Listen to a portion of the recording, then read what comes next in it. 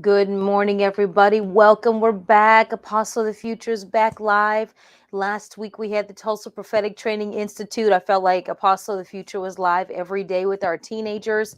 But I tell you what, we had a fantastic time dealing with issues that are specifically targeted toward our young people.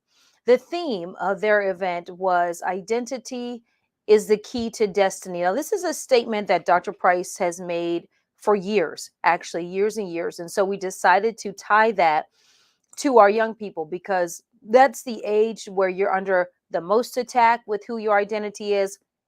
Now, what's the big phrase? I identify as being. So, the whole social engineers. I identify, somebody is male, I identify as being female, then we have to identify you as being a female. You know what? I'm missing light. I'm like, what is missing?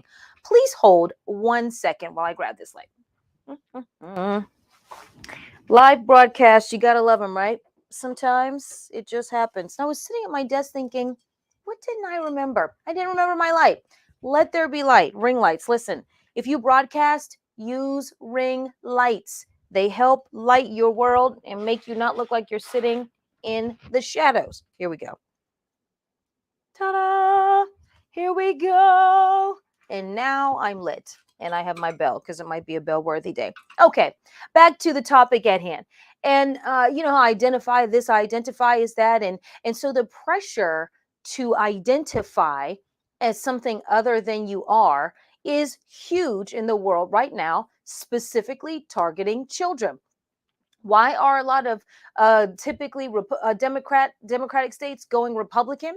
Because the Democratic Party that's pushing the whole thing of gender this and that with our kids is causing them to lose control of those states. We see it with the shifting of political leaders and political seats. We have the man sitting in Washington, D.C. right now, the man acting as president, talking about, I'm going to withhold food from schools, from the children's program, if schools do not teach on transgenderism. Do you understand what kind of tyranny that is for the president to say that he's going to withhold food programs from children as a means to get adults to teach about something that only used to really be talked about in the home? Well, we did have sex ed in school. I take that back. There was sex ed. It would teach you these are the parts of the male, parts of the female. This is how babies are made, that sort of thing. It was a scientific class. It was not a class of agenda. It was a class of science. Now it became a class of agenda when it was pushing that it's okay for teenagers to have sex and they would have condoms in the class and things like that. This is when we started moving into agenda past science. But once upon a time, sex ed classes were about sex in the scientific way. This is how we procreate the human race. Not about who you are, not because we only understood you were one thing, male or female.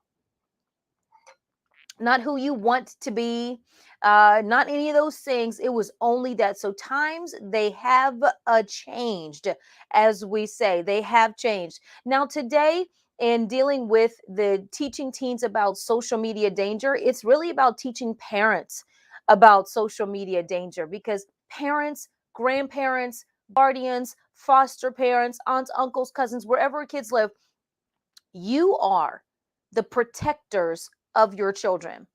I don't care what the agenda says. Kids are kids until they leave your house.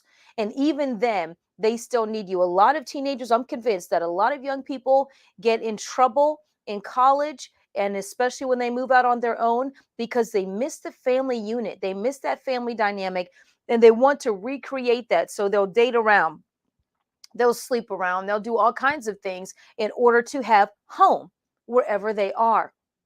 I'm a proponent that children really need to be home a year after high school before going to college. Now, that's not a hardline rule. I'm probably not going to, demand or say if you're only a good parent would make their kid. Well, no, I'm not saying any of that. But most young people that I know, many, I'll say young people that I know, really need that one more year before launching out outside of their parents' world, especially now. And I say especially now because the predatory wolf spirit seeking whom he may devour, the wolf seeking whom he may devour, is really out there. And we have got to, as adults, be on watch for our young people to know. And so, in our youth conference, with identity being the key to destiny, I showed some videos with them about social media engineering. And I want to give you a couple of titles here because you, as adults and as parents, will need to know. First of all, the first one that we watched was called You Will Wish You Watched This Before Using Social Media. Look that up on YouTube. I'm not going to play it here. One, I don't want to get the show flagged for copyright violations. And two, I just don't want to take the time out of the show to show it. It's only like, I think, 17, maybe 15 minutes, maybe 13 even. But this one tells you and shows you from the mouths of people who are behind the scenes or those who have done the research, experts, how they scientifically engineer apps and social media to be just as addictive as gambling in Las Vegas. This is huge. So, when I was talking in the beginning, teenagers, okay, Apostle Ashley, blah, blah, blah. And then when we showed this video, it was like, huh? I'm being played. You're being played. And you're being played to play and to be addicted. The goal is to have a generation of people, now not just kids, but a generation of people that have constant concentration interruption. The push notification on the apps is a strategy to design your brain to be incapable of concentrating more than a short amount of time. I was speaking with somebody yesterday who was in a conversation with an adult who said they can't focus more than 15 minutes at a time without having to get up and do something. This is a problem. When you can't focus, that means you can't keep a job. You're going to be in danger of it. You won't be able to. These are young people who will not be able to sit down and study. They won't be able to read actual books. And unless it's on a tablet or unless it's on something electronic, they can't focus. For example, let me tell you what I did the last time we were in youth. Last time in youth, I had printed out the chapter of scripture that we were going through in Deuteronomy 5 and had the kids read parts of it out loud with me to hold their attention. Why? Because most of these young kids are not told to read their Bibles at home. They are not taught to sit down with their parents or grandparents and study and read. It's not a thing. When I was coming up, we had Devos in my house with my mom. I'm not sure how many times in a week she would actually have to say because I can't remember. But at least once a week, we would sit down around the table, read our Bibles, pray, do a devotion study. This generation doesn't have that kind of home discipline. So as an adult, it's your responsibility to bring them into that. Devos, 15 minutes in a day. 20 minutes in a day. Let's read a scripture. Let's talk about the Lord. Then that can go into what's going on in school. How is this landing with you? What have you heard? So what's the craziest thing you heard in school yesterday? That will open up all kinds of conversation. If I say to these teenagers, what's the craziest thing you saw? What's the strangest thing you saw in school today? Hands are going to go up. Some of our kids go to Christian school, some go to private school, some homeschool. Oh, yeah, well, I saw so-and-so, and this person came up to me and said, blah, blah, and you're like, don't ask your child, what did you learn in school today? Ask them what happened in school today, and then get to what they learned. What did I learn? Oh, I don't know. We sat in class. I was bored. That answer hasn't changed in like 100 years. We were all bored in school. I learned some things. You do have some chatty kids who will talk. I was the chatty child. I know you can't believe that now. Not that I talk for a living now.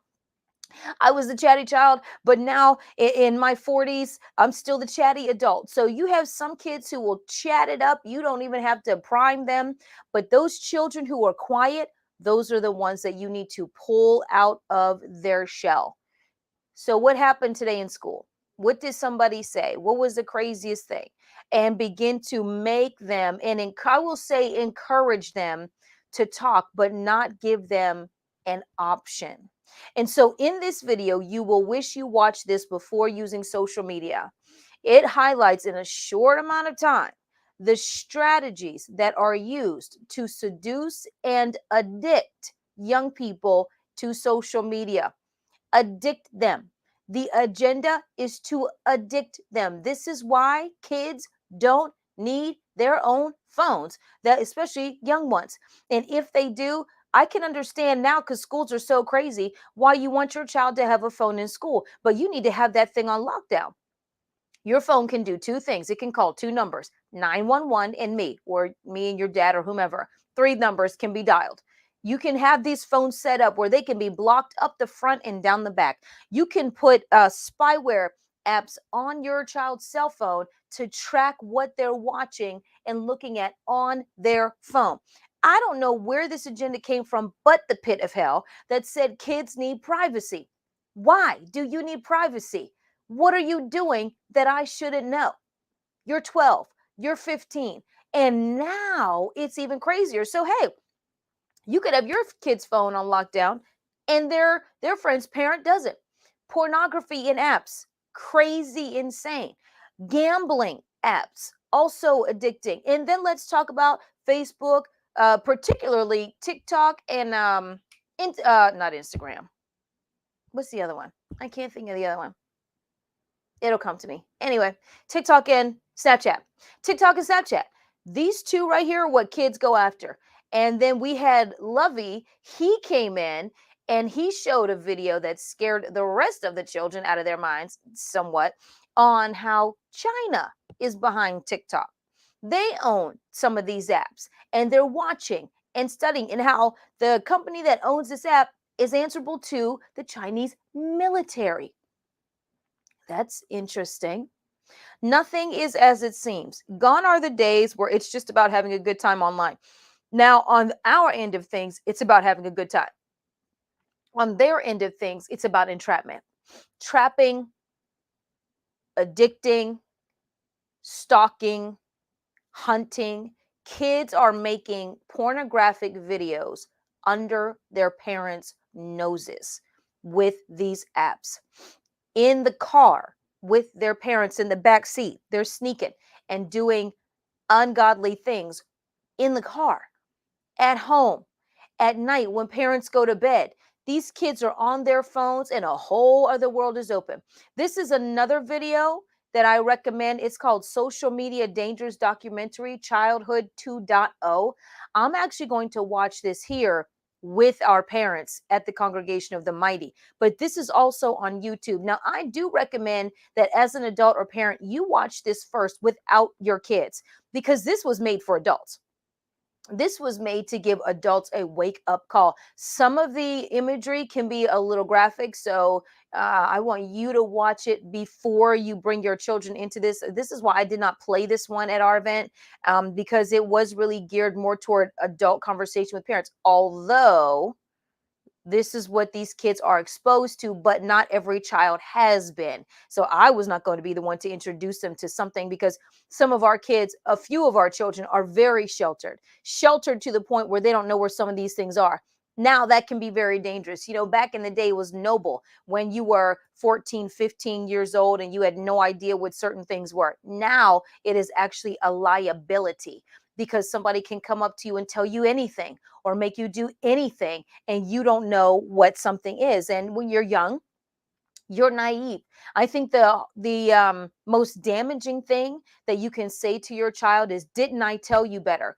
Because what we say out of our mouth versus a child registering that's what our parent was saying when they're caught up in something is usually two different things. Stranger danger used to be, hey, look out for that, shady van driving down the street and some guy in a trench coat and in sunglasses, and look out for the person with the puppy who's trying to seduce you or with some candy. Now stranger danger is in apps, chat rooms, all kinds of places, emails that are hidden from you. And in this video, Social Media Dangers, this one's about 90 minutes long, Social Media Dangers Documentary Childhood 2.0 on YouTube. In this video, what's interesting is that they surveyed parents who thought the outside world, so to speak, is more dangerous than these apps, but nothing could be farther from the truth. Statistically speaking, your child could run in the streets pretty much all day these days. And even though it is nowhere near as safe as it was, it's still safer than these cell phones. in these apps. And parents and grandparents and guardians think, and it's easy to think, and older siblings, it's easy to think that because your child is under your roof, that they're safer. And out there, we see the school shootings. And honestly, as many schools that are in the country, statistically speaking, school shootings are lower than what's happening in these apps. They're terrible, okay? Horrible. I'm not diminishing the devastation of them. However, the chances of those things happening to your child versus this happening are very different statistics. So, this is again Social Media Dangers Documentary Childhood 2.0 is a video that it's a movie actually that is on YouTube.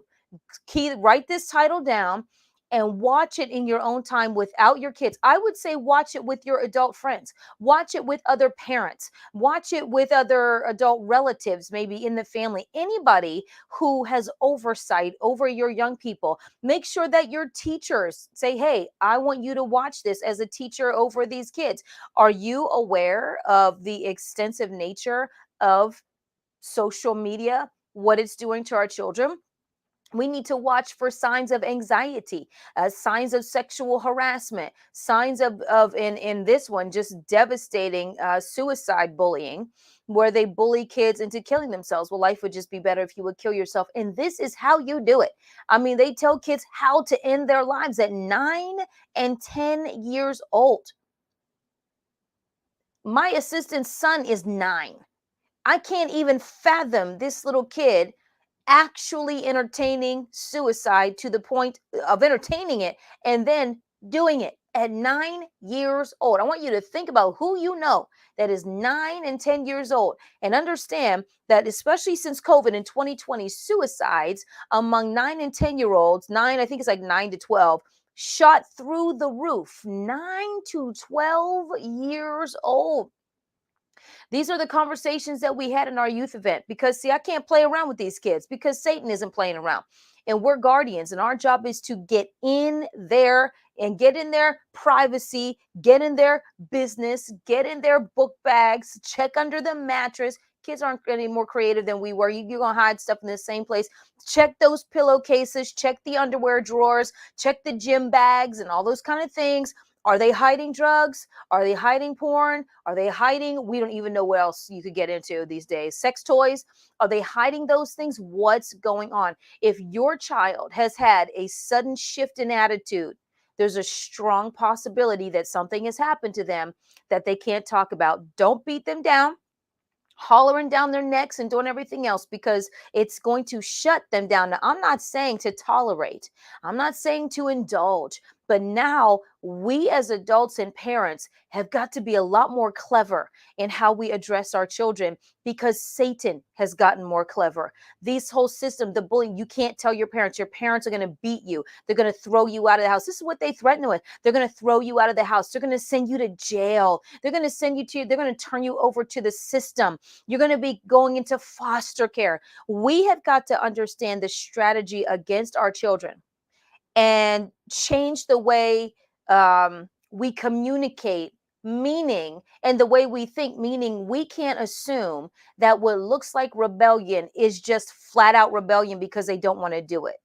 These kids can be hurting. Statistically speaking, it is impossible for some of these things not to have happened to them, and they're just not telling you. That's how you need to think. What has something happened to you? Not what's your problem. Has something happened to you? And then you might whittle down to what is your problem? Because sometimes it's just an attitude, no issue. Okay. So I want you to think about that. Now I'm going to go to some stats and facts here because I'm going to go to this website. It's called Social Media Stats website, HTTPS. Okay. smartsocial.com/post/social media statistics. And I want us to go through today, and I hope this is helping you. I want us to go through today because I'm the apostle of the future. We have to protect God's future. God's future is in our children today. It's in our youth today. So I'm going to look some things up here. You won't be able to see it on your screen, but this site says Smart Social, learn how to shine online is what it's called. But this part is Teen Social Media Statistics 2022, what students and parents need to know. Smart Social guest expert guest blog. It says it's no secret that with the internet and all the other technological advancements over the last 2 or 3 decades, parenting today looks very different. And that's what we're talking about. 66% of parents in America believe that parenting is harder today than it was 20 years ago. When you think about 20 years ago, and even 20 years ago, things had already shifted because I've been in Tulsa for 23 years and I babysat a family's children, and they had two older children and then had that one maybe surprise pregnancy, maybe wow. Or maybe we just want one more kid. I'm not quite sure, but there was a substantial age gap between the children. And I remember the mother telling me one time, she said, it's so much harder now than it was when my other two were younger because they would play outside. We knew all the neighborhood children. They would be on their bikes all day. And she said, now everybody's inside playing games all day. Now, this was back in 2000. So this was 20 years ago. Things had already shifted from even the 90s before that. Okay, and so 26% of these parents think that technology in general is to blame, and 21% think that it's the fault of social media and its negative impact. This is from Pew Research. PEW Research is the source of those statistics. And so this article says we've compiled some interesting statistics regarding teenagers and their technology and social media usage, and we're sharing advice from 5 experts on how to help your teens safely navigate today's digital world so they can shine online. The world is online. We can't change that. We have now become 100% dependent. Business, personal communications with the internet. So the goal is not to snatch everything and burrow our kids underground. That's not helpful. That's not going to teach them to defend themselves in what is now a very real world. It's not what it is doing is it's bringing awareness and responsibility to parents to step up their game and understand that when your kids are in their room for hours on end, what are they doing? See, when we were kids, it was you were either reading a book or reading a book. If you didn't have a phone in your room, because we didn't have cell phones when I was a kid, and so you had the house line. So if you didn't have that house phone in your room, then you were not talking to anybody but maybe yourself. Okay, unless if you had a television in your room, you were watching TV. If not, there was nothing for you to watch. So you were drawing, writing, reading. Remember model planes and model cars? My brother did that. He had stacks of baseball cards. He was a card collector. He had all the sports: hockey, football, baseball, basketball. He had all of those, and my goodness, so he would spend hours in his cards doing that. I had books. I had this bookshelf back here. I always had books in my room. I had the Babysitters Club and Nancy Drew and Ramona Quimby and Laura Ingalls Wilder. And so I would spend hours upon hours reading books and series after series after series. None of those books had sex in them. None of them had magic. None of them had new age. None of it.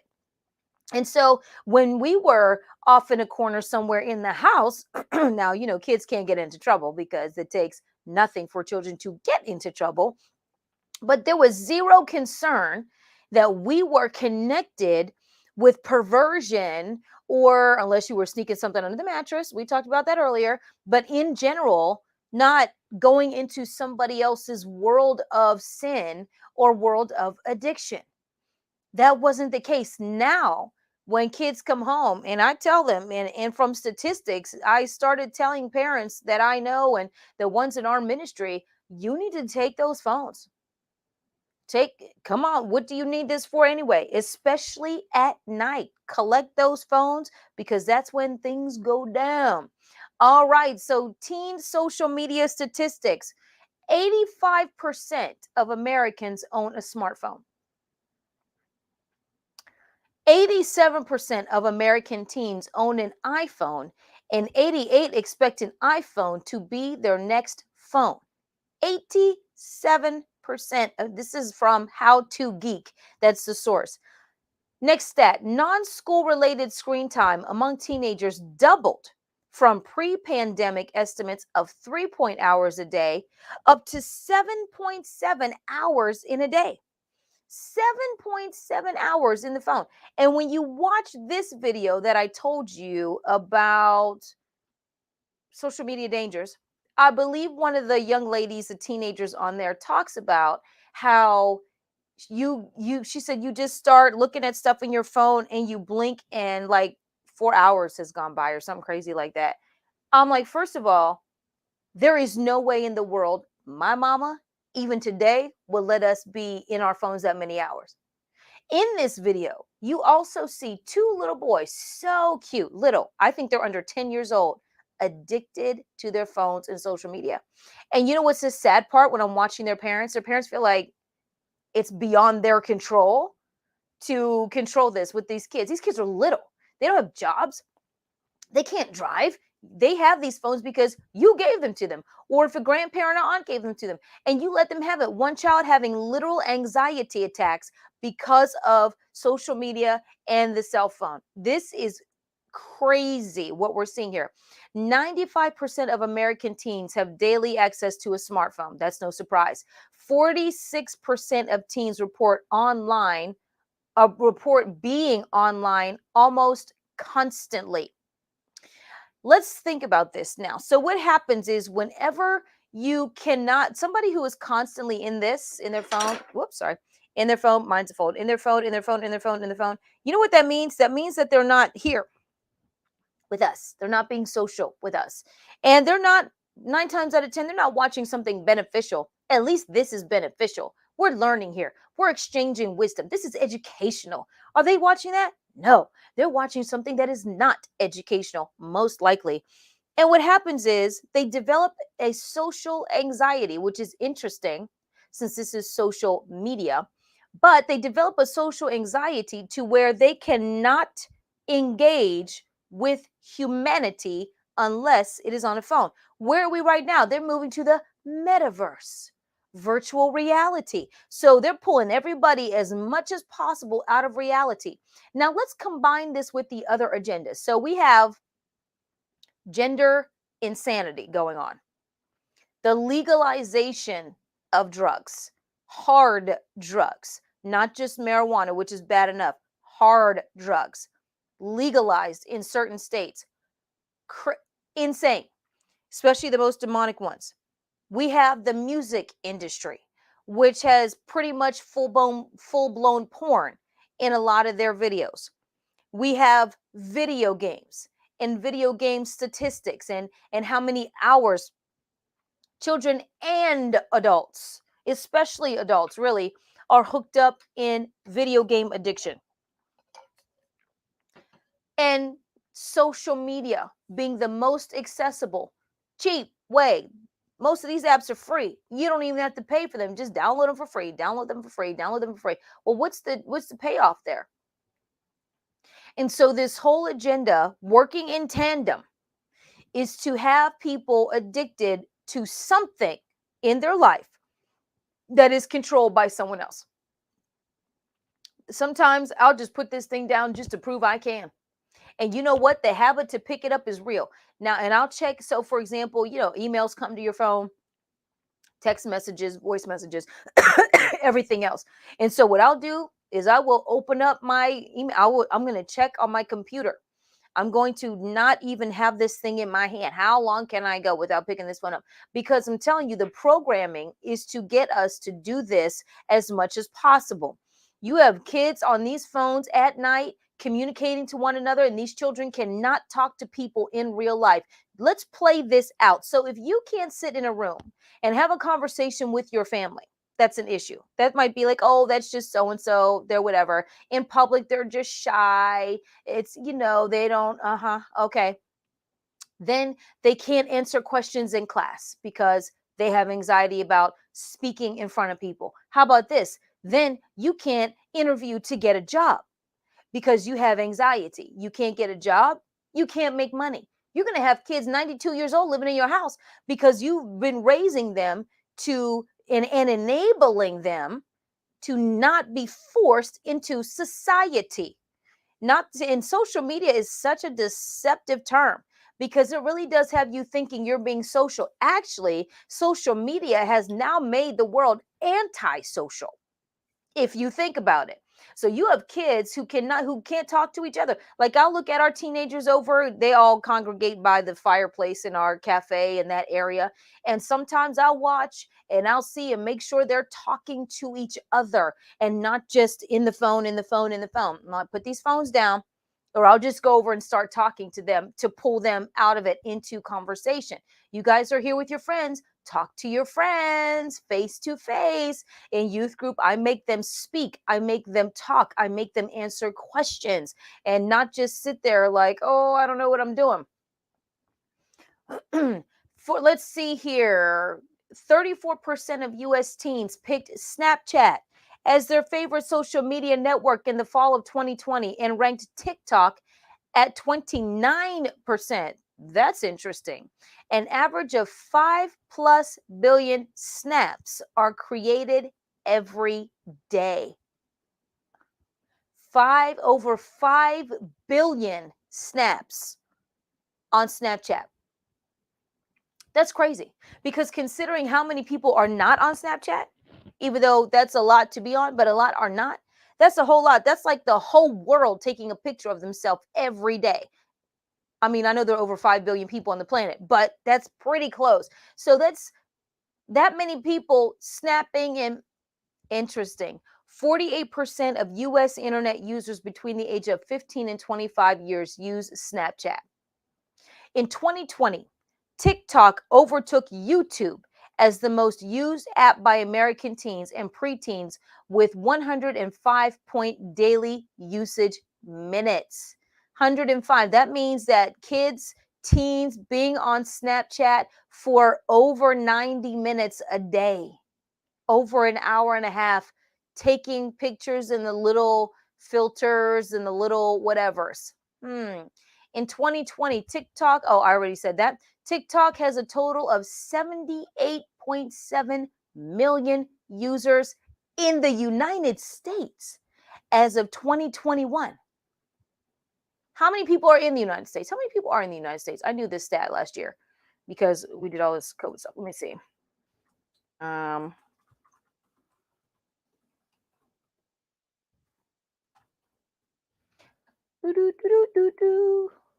I thought it was okay. I was 29 million off. I was going to say 300 million people. 329 million people in the United States. 78.7 million users have Snapchat in our country alone. Around 37.3 million of these were between the ages of 10 to 25.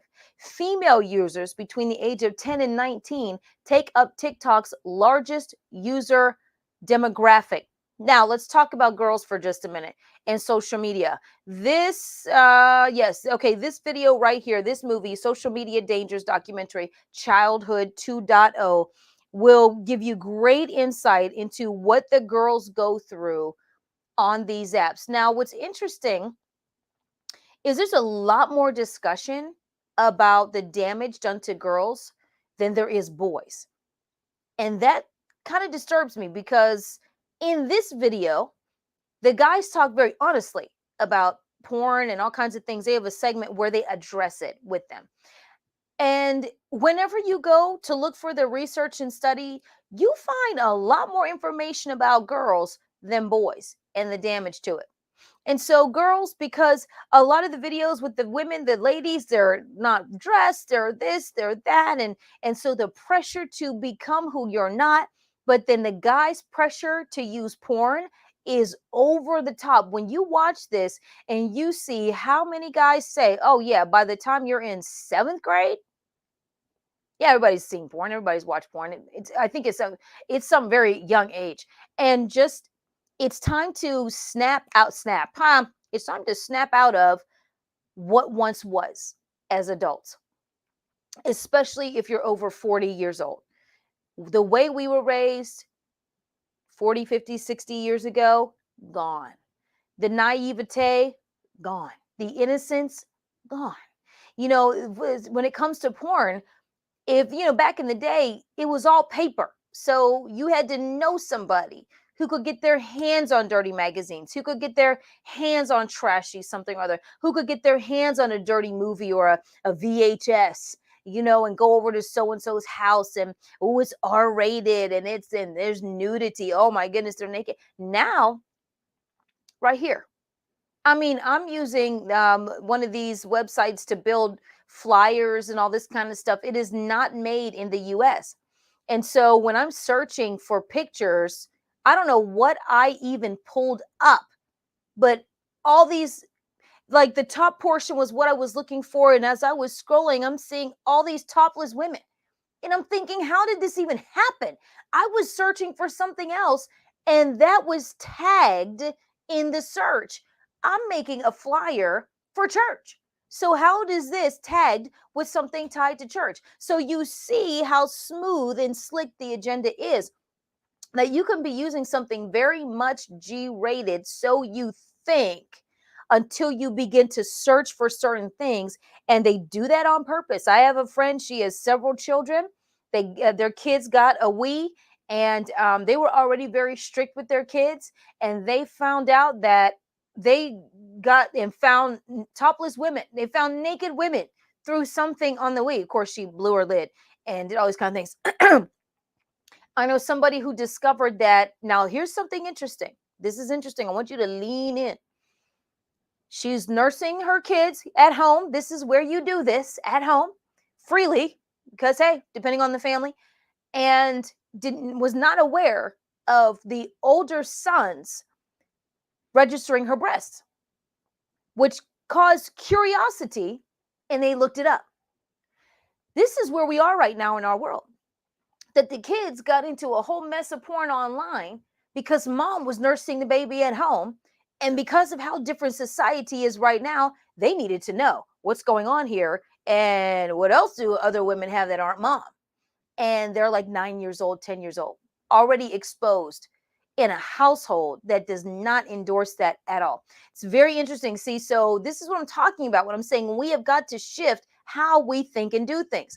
Only 8% of Instagram users are between the age of 13 and 17. So we see the kids are TikTok and Snapchat, really. Cristiano Ronaldo has the most Instagram followers of 399 million. Kylie Jenner comes in second with 308 million followers. Now, Kylie Jenner, who, in case you don't know, is the youngest billionaire in the world. She was on Forbes last year before him. Business genius. So I'm watching. Kylie Jenner is Kim Kardashian's younger sister. If you are not caught up in the world of these people, that's who she is. And so her mother, Kris Jenner, says to her, because Kylie has a makeup line. I mean, she has it all going on. And so she's going to release, I think it was like a new lip gloss or something, lipstick, whatever, for makeup. And her mom says, old school business, right? She says, well, you need a marketing plan. You need a strategy. She says, Mom, no, I don't. I'm just going to go on TikTok or, my Instagram and say, buy this. And everybody's going to buy it. I have over 300 million followers. And her mom was like, huh? This child goes on her IG. Boom. It's out. Get yours. Like one picture. Sells out. Immediately sells out. It has to, of course, reproduce. This is the power of social media. There was a day where, in order to become a billionaire, you had to have brick and mortar real estate all over the place, brick and mortar businesses all over the place. Now you need a virtual life with these very real followers in the virtual world, where you say, buy this, and in a matter of 30 minutes, you're sold out of your product. Yeah. And her mom said, it's a new day that you can just do that. She said, and so my daughter goes online and it's like, do it. And these people do.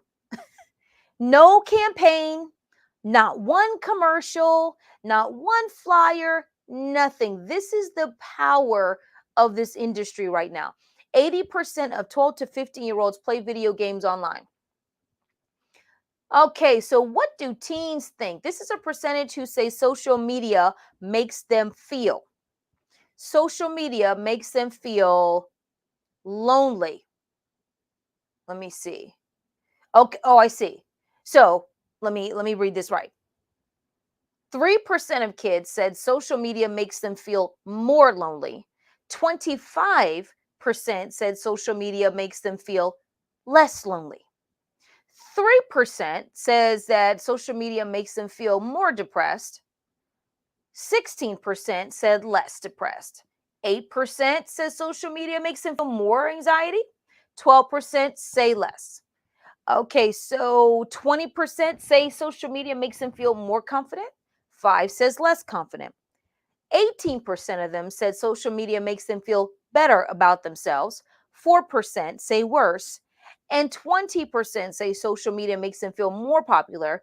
3% say less. Now, this is very interesting about this because when you watch the videos of how they talk, these stats don't exactly match how they communicate. I would love to know. I'll have to go to Statista, that website, on statistics to see who they ask these questions to. But how they answer them on paper versus how they answer them talking, you'll see a disparity in some of it, because many of them said that they actually feel more. Now, they'll feel anxious if they haven't checked it, but then if they actually leave it alone for a while, and they're, when some of them have gone off, they feel less anxiety because all of a sudden that comparison pressure is off of them. That anxiety of who am I, and am I like so and so? Am I like her? And I don't have hair like her, and I don't have lipstick like her, and I don't have a skin like her, and I don't have a waistline or boobs like her. And so all those comparisons, I don't look like him, I don't have muscles like him, I'm not tall like him. I've seen actually the most research done on social media affects young men out of Australia. Very interesting. Australia. And a young guys talking about their image and how much they do or don't like themselves. We focus so much on girls that we don't think about guys. The ideal to be the ideal hot bod of a guy has not changed.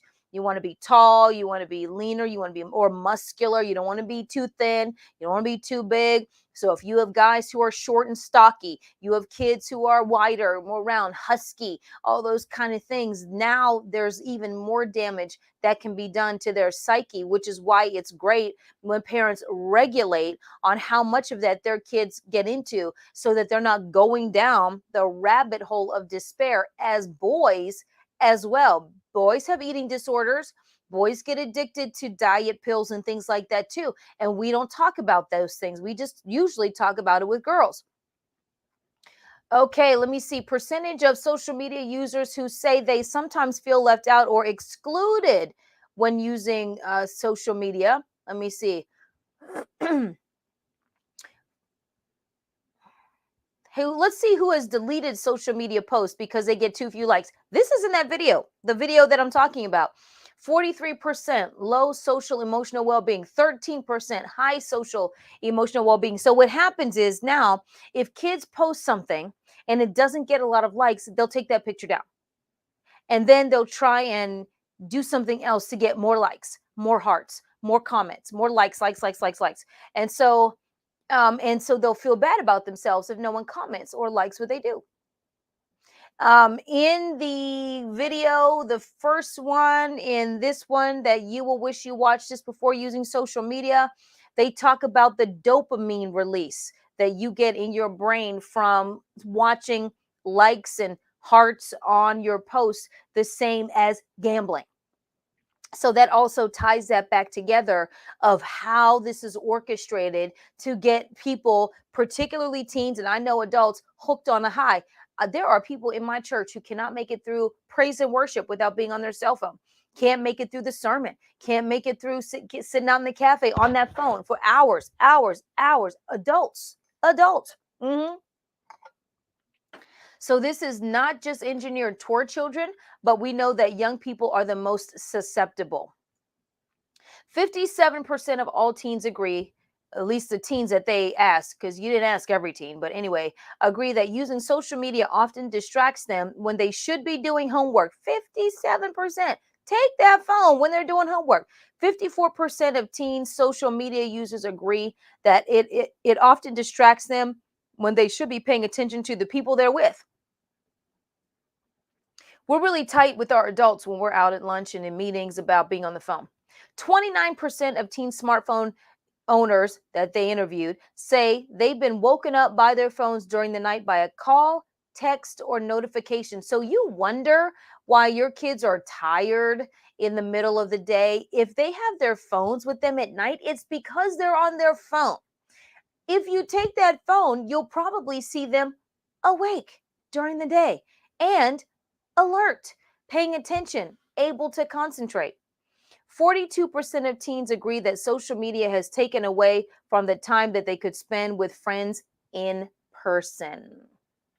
23.2 of teens have been bullied in the last month, while 4.9 had cyberbullied others in the last month. 23.2. 55% of cyberbullying victims are between the ages of 14 and 15. 14 and 15 years old. Wow, there's a chart over here. Let me see. 23.7% of girls, 21.9% of boys between the ages of 13 and 17 reported being cyberbullied, while 35.4% of transgender teens reported being cyberbullied. So we have recent school bullying over time. Nationally, 13 to 17 years old. Wow. These stats are just climbing. So parents are worried. 54% of teens said that they'd be a lot more worried about social media if their parents knew exactly what was going on online. 65% of parents surveyed by Pew researchers said they worry about their kids spending too much time in front of screens. Take their phones. 73% of parents believe that children should be at least 12 years old before having their own smartphone. Only 22% think children should be allowed to have their own phone under the age of 12. What are you doing with the phone? The majority of parents, 68%, believe that the use of social media has a negative impact on their teens' ability to socialize normally. 80% of parents have reported that they monitor their children and their social media and smartphone habits, and 45% are using an app to restrict or limit their usage. Very good for you. And 56% of parents think that they spend too much time on their own smartphone.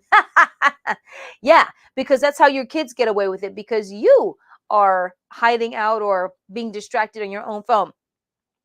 Parents, get involved with your children and get involved in the home. I think this video right here was the one that said it all about parents thinking the real danger is still outside, and it's inside, and it's in the palm of their child's hand. That's where the danger is. If I could sound the alarm louder, I would. This is where the danger is.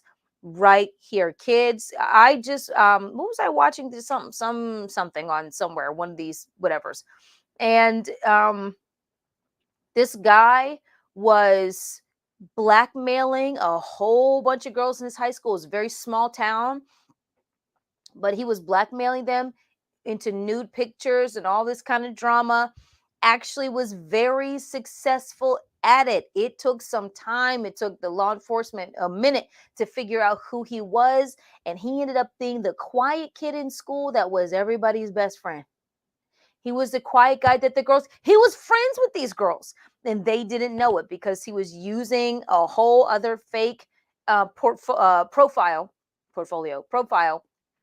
online, and he was friends with these girls. And so you cannot just take at face value that Tony up the street, sorry if your name is Tony, I'm just pulling a name here, it just has good intentions. You have got to pray as parents. You have to monitor, but you have to get involved, and you cannot say, oh, that's just technology and I don't care. If you're a grandparent raising your children, you can't just say that's that new technology and I don't care. You could be serving your grandchildren up to a predator and you don't even know it.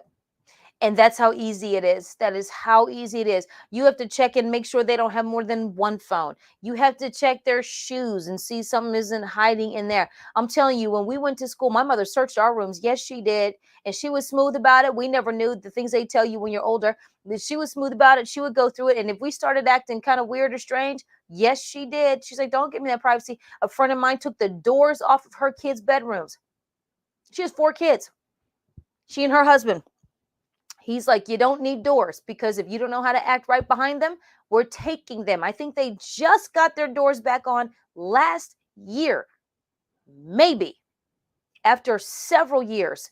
And their bedrooms are, because they live in a smaller house, so their bedrooms are right off the kitchen. So we're not talking about you're up the street and around the corner and down whatever, right there.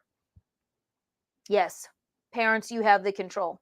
I don't care what the media says. I don't care what the world says. I don't care sometimes if your pastor's telling you something crazy. You are the custodians over your children's life. You are responsible for their future. You are responsible for their destiny, not somebody else.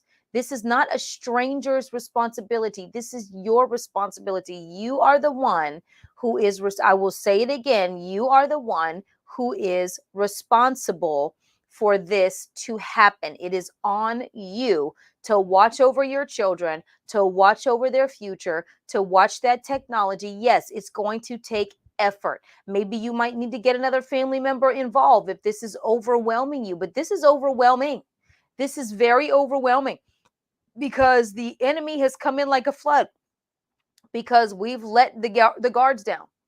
Adults, teens, parents. You're talking about Dr. Spock, Dr. Ruth, pick a doctor over the years who have said that all of this is it's very healthy. This is very healthy. This is very healthy. Is it? Look at the destruction that it's caused and look at how long it's taken to really settle in. I cannot express enough to you how important it is to really get involved with your young people's life, to take responsibility, to take ownership, but to partner with your young people.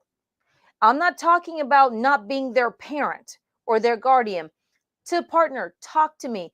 When our kids, boss, you have to tell you something and you're going to be upset. Probably so, but tell me anyway. Yeah, I don't walk around telling them, tell me whatever you want and I'm not going to be mad. I tell them, tell me whatever you need to and I'm going to be upset and we're going to work through it. Okay? Absolutely. You got into what? You did what? With who? Where? What's happening? What's going on? Okay. Let's talk about this now. Why did you think that was a good idea? Why, how did you get here? And begin to walk through it so that they know that you're a safe place to go, even though they know there will be consequences. Do not promise that there will be no consequences for honesty, because if what they did warrants a consequence, there will be consequences to pay. But just understand, life is about rebuilding. We talk about this in our youth group. I tell them, you can come to me about anything. Now, I say, and I tell them, I'm not promising, I'm not telling your parents, your kids, your minors, most of them are minors, and I'm not promising you that there will be, just come to me and nobody's going to be upset. I'm not going to promise you that ever, because the things that they can get into now is like upsetting. But I do promise I'm going to hear you out and we're going to work through it and we'll work toward healing and restoration, deliverance if need be, paying the price if need be, but we'll be here with you in that journey, because life has consequences. We do not promise no consequence as an enticement for telling the truth, ever, ever, ever, ever. So don't do that to them. Don't try and, I just want to be their friend and I just want to be their buddy. They have plenty of friends at school. Let them be their friends. You're their parent, their guardian, their older sibling, their aunt, their uncle, a person who has, protective rights over their life. So I hope this helped you today, because this is a really big deal. It's a very big deal. And we are in a war right now over the future of our children. This is why we're addressing this in Apostle of the Future, because we are in a war. You need to tell yourself that I'm in a war over who gets my kids. I'm in a war over who gets my grandchildren. I'm in a war, and this is a battle, and the enemy is fighting to win, and so am I. So if you want to know more about having your young people join us on a youth group Wednesday night virtually, because we do Zoom, we have some of our kids who are not here, email me or message me on Facebook if you don't have my email and say, Apostle Ashley, I want my kids, my grandkids. I know I have actually several grandparents who have had their grandchildren come through. Sometimes on occasion, I want to know how, send me the link so that we can join, my kids can join. You can watch with them as well to know what's going on. You're the parent. We just talked about this. And you want them to start getting connected with a youth group. If they're already in a church that does not have a midweek program, you can tune into ours. We are Wednesday nights at 6:30 Central Standard Time, 6:30 to 8 o'clock. Yes, 6:30 to 8 o'clock. And we learn the Lord, pray for the kids. They're going to start doing worship and doing all kinds of things. So I want to thank you for tuning in to Apostle of the Future, and we'll see you next week. Oh, I forgot. Also, Fridays, I have In the Midnight Hour. Friday prayer in the midnight hour. It is, whoa, sorry, guys. What happened here? My bad. Here we go. We have In the Midnight Hour and Friday nights. Now I just say Friday nights because I could go live anywhere from 9 to midnight. So it's just Friday nights. So stay tuned for the notification on Friday nights about In the Midnight Hour. If you need prayer, I pray, or prophesy, or speak prophetically according to what God is saying, all kinds of things happening there. So thanks, God bless, and I'll see you next week.